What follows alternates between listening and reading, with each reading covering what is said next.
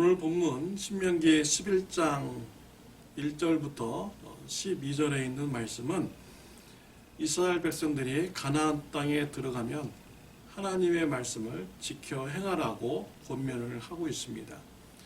하나님의 말씀을 지켜 행하기 위해서는 하나님의 행하신 일을 기억하라 라고 이렇게 권면을 하고 있습니다.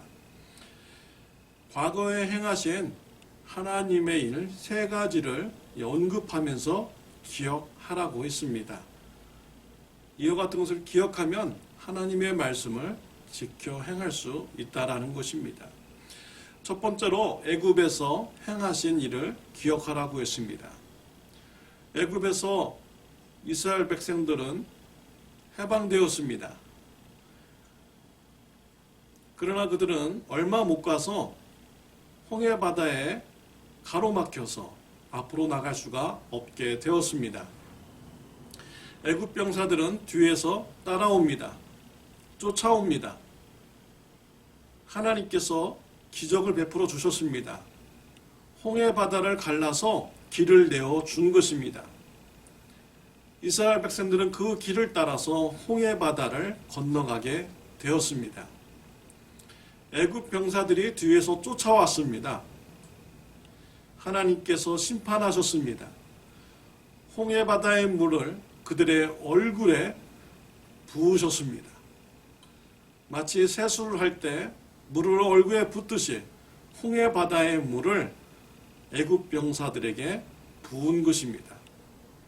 애굽 병사들이 모두 수장되어서 죽었습니다. 이러므로써 이스라엘 백성들은 애굽에서 해방되는 기쁨을 누리게 되었습니다. 누가 이스라엘 백성들을 해방시켜 주셨습니까? 하나님께서 해방시켜 주신 것입니다. 이와 같은 하나님의 은혜를 기억하고 하나님의 말씀을 지켜서 행하라고 권면을 한 것입니다. 두 번째 사건은 광야에서 행하신 일을 기억하라는 것입니다. 40년 동안 광야 생활을 이스라엘 백성들은 했습니다. 누가 그들에게 일용할 양식을 공급하여 주었습니까? 하나님께서 공급해 주셨습니다. 200만 명이나 되는 많은 사람들에게 매일 그들이 먹을 수 있는 양식을 공급하여 주셨습니다. 때를 따라서 물도 공급하여 주셨습니다. 이스라엘 백성들은 광야에서 농사도 지치지 않았습니다. 우물도 파지 않았습니다. 모두가 다 하나님께서 40년 동안 일용할 양식을 공급하여 주신 것입니다. 대단한 기적의 역사인 것이죠. 이런 하나님의 말씀을 또 하나님의 은혜를 기억할 때 하나님의 말씀을 지켜서 행할 수가 있는 것입니다. 세 번째 사건은 고라의 사건입니다. 6절 말씀에 보면은 여러 사람들의 그런 인물이 나옵니다. 그 중에서 고라의 이름이 빠졌습니다. 그것은 고라의 후손들이 광야 2세대에서는 매우 신앙적인 이런 사람이라는 것을 말해주는 것이죠. 모세가 고라의 후손들을 생각해서 불명예스러운 그 고라의 이름을 언급하지 않은 것입니다. 고라와 다단과 아비람 그리고 250명의 지도자들이 모세를 대항해서 큰 소동을 일으켰습니다. 하나님께서 그들을 심판하셨습니다. 땅을 갈라서 땅이 그들을 삼키도록 하였습니다. 250명의 지도자들은 향로에서 불이 나와서 불살라 심판하셨습니다. 하나님의 말씀에 불순종하면은 심판을 받는다는 것을 기억하라라는 것이지요. 이와 같이 과거에 행하신 하나님의 일을 기억하면서 하나님의 말씀을 지켜 행할 것을 권면을 하고 있습니다. 저와 여러분의 삶 속에서 하나님의 행하신 일을 기억하시길 바랍니다. 어려운 일이 있었을 때 하나님께서 기적을 베풀어 주셔서 그 어려움을 해결해 주신 이런 하나님의 은혜를 기억하시길 바랍니다. 하나님의 은혜를 기억할 때 하나님의 말씀을 지켜서 행하는 이런 일이 있을 수 있는 것입니다. 모세는 이스라엘 백성들에게 앞으로 들어갈 가나안 땅은 애굽의 땅과는 다르다고 했습니다. 애굽의 땅은 물이 풍부한 땅입니다. 농사가 잘 되는 땅입니다.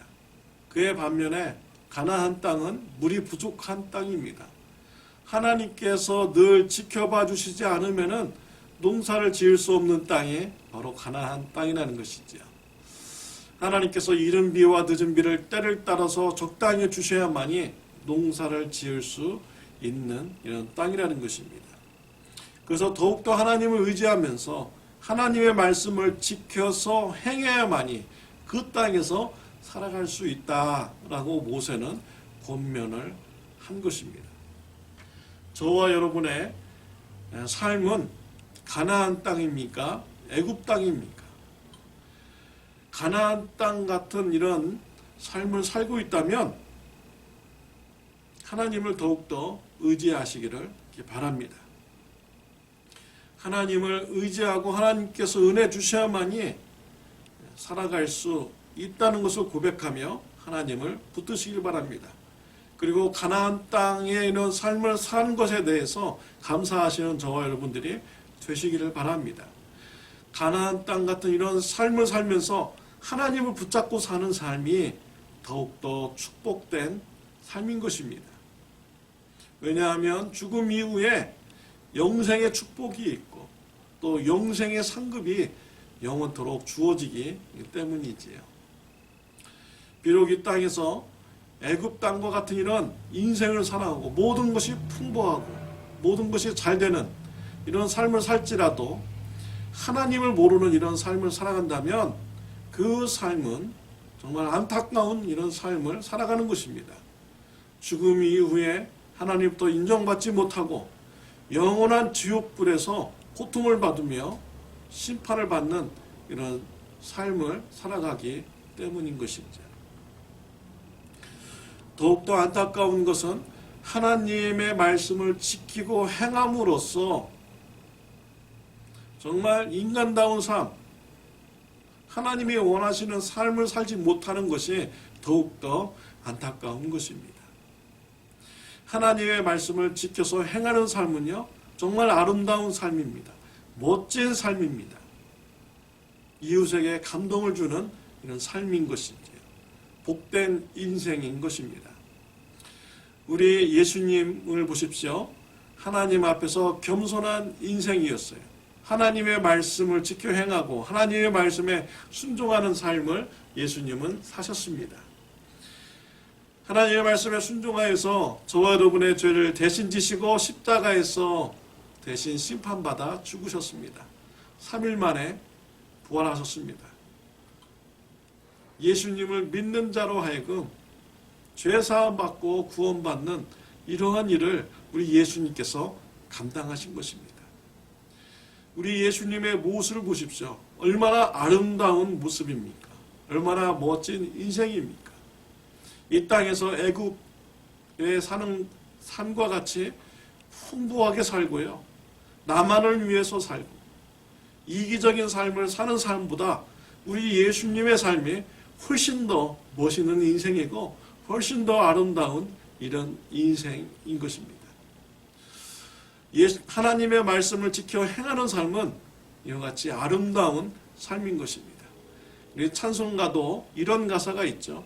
아름답다 예수여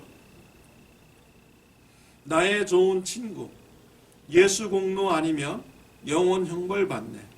예수여 예수여 나의 죄에 위하여 보배 피를 흘리니 죄인 받으소서. 이 찬송가에서는 예수님을 아름답다 예수여 나의 좋은 친구라고 하면서 찬양을 드리고 이렇게 있습니다. 우리 예수님의 삶은 정말로 아름다운 삶인 것입니다. 하나님의 말씀을 지켜서 행하는 삶은 아름다운 삶이고 멋진 삶인 것입니다. 저와 여러분들도 예수님을 닮아서 하나님의 말씀을 지켜 행함으로써 아름다운 삶을 살아가시는 축복이 있으시기를 바랍니다. 기도드리겠습니다. 하나님 아버지 감사합니다. 오늘 말씀을 통하여서 하나님의 말씀을 지켜 행하는 귀한 교훈을 주시니 감사합니다. 과거에 베풀어 주신 하나님의 은혜를 우리가 기억하면서 하나님의 말씀을 지켜 행할 수 있게 하여 주옵소서. 그래서 우리의 인생이 예수님처럼 아름다운 인생이 될 수 있도록 주님 축복하여 주옵시고, 또한 천국에서 하나님을 만날 때 정말 우리가 풍성한 상급을 받으며 영생을 누리는 귀한 축복이 넘치게 하여 주옵소서. 예수님의 이름으로 기도드렸습니다. 아멘. 좋은 하루 되시기를 바랍니다.